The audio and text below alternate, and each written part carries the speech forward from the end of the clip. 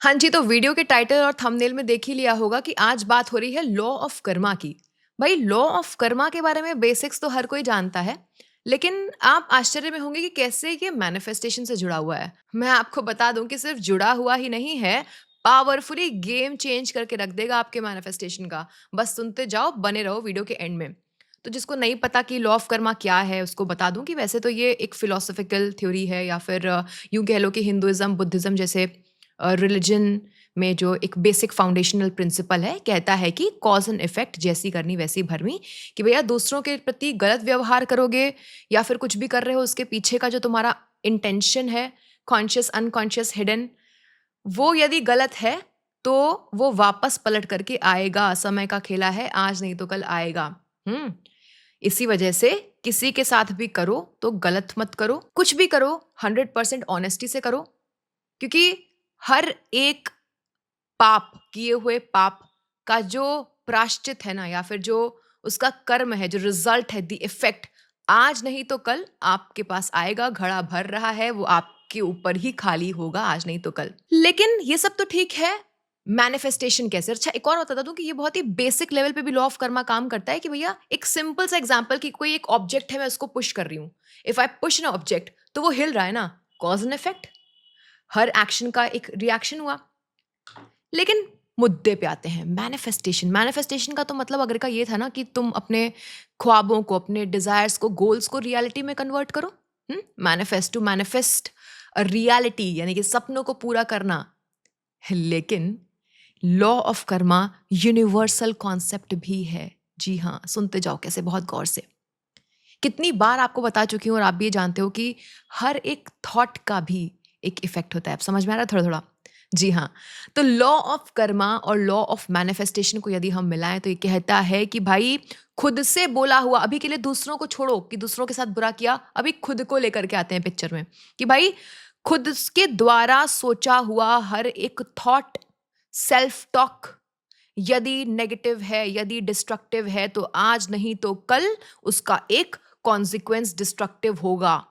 अब आप बोलोगे कि नहीं अगर का देखो, अभी मैं वीडियो देखते देखते कुछ नेगेटिव सोच रहा हूँ, देखो कुछ नहीं हुआ। मैं अपने बारे में नेगेटिव सोच रही हूँ, नहीं हुआ। अरे भाई होगा, there is a time lag. जैसे कि हर कर्म का फल तुरंत नहीं मिलता है, लेकिन वापस चक्र आता है ना। ये मैं आपको बताऊं कि ये सेल्फ रेगुलेटिंग लॉ है। ये यूनिवर्स का इतना प्रिसाइज सेल्फ रेगुलेटिंग लॉ है कि इसी जन्म में आपको अपने पापों का प्रायश्चित करके जाना पड़ेगा। सिमिलरली, यदि आप नेगेटिव थॉट्स सोचते जा रहे हो तो और नेगेटिव थॉट आते रहेंगे, एक सेल्फ फुलफिलिंग प्रोफेसी बनेगी और तुम नेगेटिव ही मैनिफेस्ट करोगे।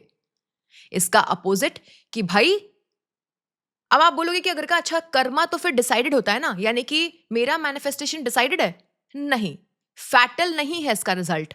फ्री विल का इक्वल रोल है, भगवत गीता में भी लिखा हुआ है कि यदि तुम प्रेजेंट में, आज में, यदि तुम अपने थॉट्स, जो अनकॉन्शियस नेगेटिव थॉट चल रहे हैं, उसका नेगेटिव इंपैक्ट होगा, कर्मा बोलता है, यूनिवर्सल लॉ है। तुम क्यों ना आज उसको पकड़ करके उसके अपने हिडन प्रोग्राम्स को जान लो, अपने थॉट्स को तुम करो कंस्ट्रक्टिव, धीमे धीमे धीमे धीमे धीमे। इसी वजह से कहते हैं कि प्रीडेस्टिन्ड कुछ भी नहीं है, जो है वो था। तुम प्रेजेंट से चीजों को चेंज करो तो नेक्स्ट डे तुम्हारा चेंज होना शुरू हो जाएगा। तो there is free will, there is free will. तो वापस से समराइज करती हूं कि लॉ ऑफ कर्मा कैसे मैनिफेस्टेशन में काम करता है। कि सबसे पहले चैरिटी बिगिंस एट होम ना, charity begins with one self. आप बैठो, रुको, एक कॉपी पेन लो। मैं हर वक्त ये करती हूँ, जब भी मुझे थोड़ा पेन फील होता है, जब भी मुझे कुछ अजीब सा फील होता है, मैं फुलफिल्ड नहीं फील कर रही होती हूँ, हैप्पी नहीं फील कर रही होती हूँ, तो मैं सोचती हूँ कि वेट, ऐसा क्या है जो मुझे पेन दे रहा है? हो सकता है वो ग्रोथ हो जो पेन दे रही हो। इंसान को लगता है कि वो वापस से अपने कंफर्ट जोन में जाए, ग्रोथ पेनफुल लगती है। तो मैं देखूंगी कि ऐसा क्या है जो मैं खुद को बार बार नेगेटिव बता रही हूं। अगेन, मुझे अपना होश संभालना होगा, कॉन्शियस होना होगा उन हर एक नेगेटिव सेल्फ चैटर को, थॉट को मुझे कंट्रोल करना होगा कॉन्शियसली, और उसका जस्ट ऑपोजिट अफर्म करो। एक मोर एम्पावरिंग थॉट से उस नेगेटिव थॉट को बेटा रिप्लेस करो, क्योंकि कर्मा यहां अप्लाई होगा।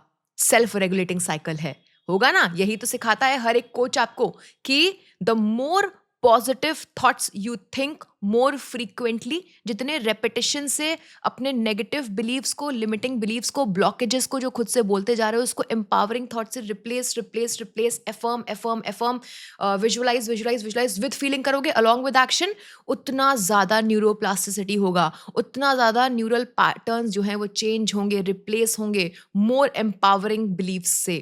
और बस उसका इफेक्ट, कर्मा, उसका जो कॉन्सिक्वेंस है, कंस्ट्रक्टिव कॉन्सिक्वेंस आपको आपकी जिंदगी में दिखने लग जाएगा।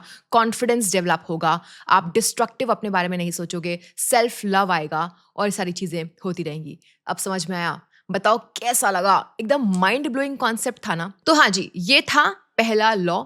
ऐसे ही बहुत सारे कानून हैं, नियम हैं, यूनिवर्सल लॉज हैं। देखो होता क्या है ना कि होते हैं ये ब्रह्मांड के ही लॉ, लेकिन हर एक ट्रेडिशन, हर एक कल्चर, हर एक रिलीजन उसको अपना एक वर्ड देता है, उसको अपना एक पर्सपेक्टिव देता है। ठीक है, तो कर्मा नाम दे दिया गया, लग रहा है कि किसी ट्रेडिशन का, किसी रिलीजन का, किसी कल्चर का कानून है, लेकिन है ये ब्रह्मांड का लॉ। जैसे ग्रेविटी एक लॉ है, वैसे ही कर्मा भी लॉ है। अब ज़्यादा ज़्यादा एक एक्सरसाइज देना चाहूँगी। मैं चाहती हूँ कि जो मेरे वीडियोज़ होते हैं ना वो थोड़े प्रैक्टिकल रहें। मैं एक बहुत ही पावरफुल एक्सरसाइज आप लोग को देती हूँ, जो कि मैं अपने पर्सनलाइज प्रोग्राम में लोगों से करवाती हूँ और फिर उसको चेक भी करती हूँ।